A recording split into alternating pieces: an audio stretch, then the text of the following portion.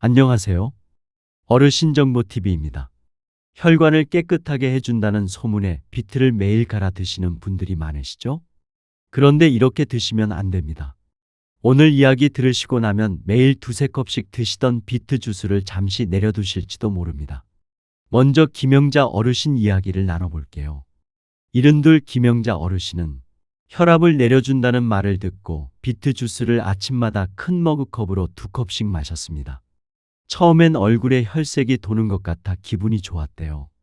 그런데 한 달쯤 지났을 때 갑자기 어지럼증이 심해지고 속이 메스꺼워서 병원을 찾았습니다. 검사 결과 공복 혈당은 170까지 올라 있었고 신장에는 아주 작은 결석이 잡히기 시작했죠.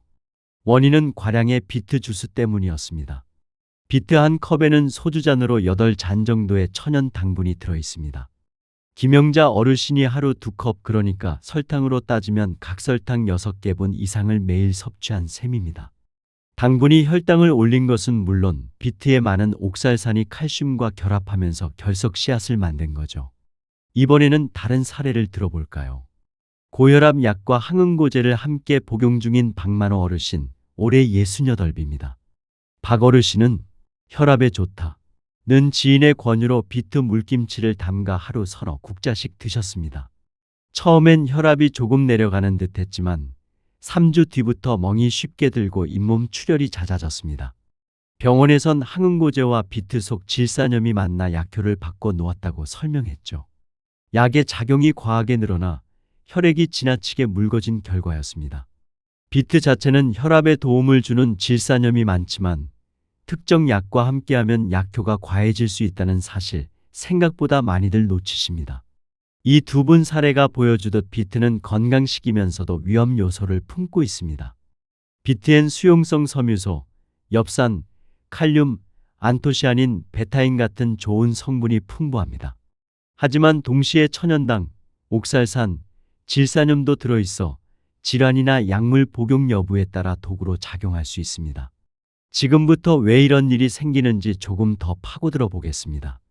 첫째, 당뇨나 공복 혈당이 높은 분이 주스로 비트를 섭취하면 혈당 스파이크 위험이 큽니다. 날비트 80g만 갈아도 각설탕 3개 분량의 당이 녹아나옵니다. 체내로 빠르게 흡수돼 인슐린 분비를 확 끌어올리죠. 인슐린 저항성이 있는 분은 반대로 혈당이 더 치솟아 몸이 스트레스를 받습니다. 둘째, 신장결석 경력이 있는 분은 옥살산을 조심해야 합니다. 비트의 짙은 자색 뒤엔 고농도 옥살산이 숨어 있습니다. 이 성분은 소변으로 배출되며 칼슘과 결합해 결석을 만듭니다. 20에서 30%는 소변에 녹아나가지만 나머지는 신장과 요관에 붙어 씨앗이 됩니다. 특히 수분을 적게 마시는 어르신일수록 결석 위험이 커집니다. 셋째, 고혈압약 중에서도 베타 차단제, 항응고제, 혈전용 해제와 비트 속 질산염은 궁합이 아주 좋지 않을 때가 많습니다. 질산염은 혈관을 확장해 혈압을 낮추고 혈류를 원활하게 하지만 약 성분까지 겹치면 약효가 지나치게 증폭될 수 있습니다. 그래서 박만호 어르신처럼 멍이 자주 들고 코피가 나는 부작용이 생기기도 하죠. 그렇다면 비트를 끊어야 할까요? 그럴 필요는 없습니다. 섭취 방법과 약만 조절하면 비트는 여전히 훌륭한 건강식입니다. 안전하게 먹으려면 어떻게 해야 할지 구체적으로 정리해 드리겠습니다. 먼저 하루 섭취량입니다. 날비트 기준 80g, 주스로는 100ml면 충분합니다.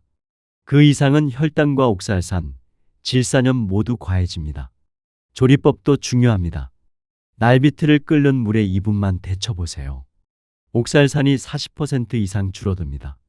물에 삶아낸 뒤 찬물에 한번 헹구면 색은 여전히 선명하지만 옥살산과 일부 질산염이 빠져나갑니다.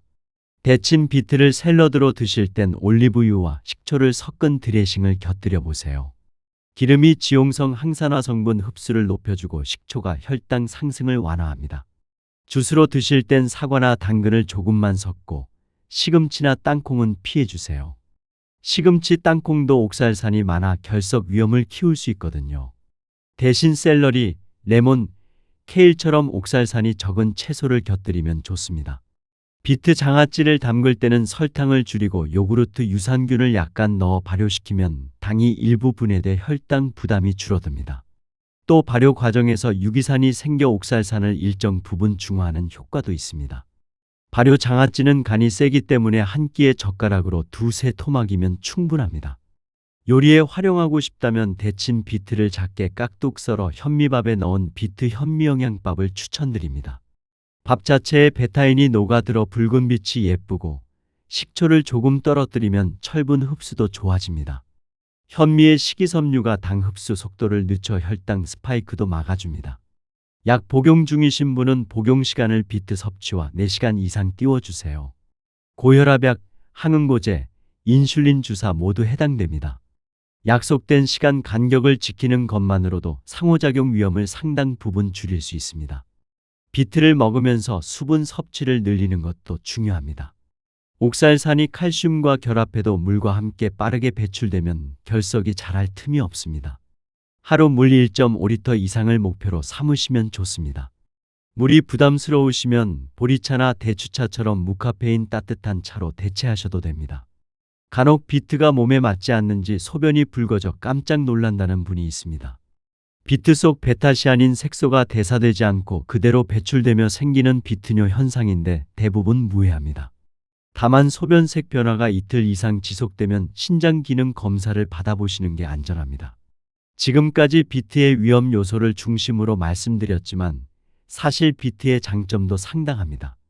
엽산과 칼륨은 심혈관 건강을 돕고 베타인은 간의 지방 대사를 개선해 비알코올성 지방간 위험을 낮춰줍니다. 수용성 섬유소가 장내 유익균 먹이가 돼 변비를 완화해 주고요. 또 비트 색소인 안토시아닌은 혈관 내피를 보호해 혈압 조절에 도움을 줍니다. 올바른 양과 조리법을 지키기만 하면 몸에 이로운 면이 훨씬 크다는 점 꼭 기억해 주세요. 정리하겠습니다. 비트는 혈관과 간 건강에 유익한 슈퍼푸드이지만 당뇨가 있거나 신장결석, 항응고제 복용 중인 분께는 과량 섭취가 독이 될 수 있습니다. 날비트 80g, 주스는 반 컵이면 충분합니다.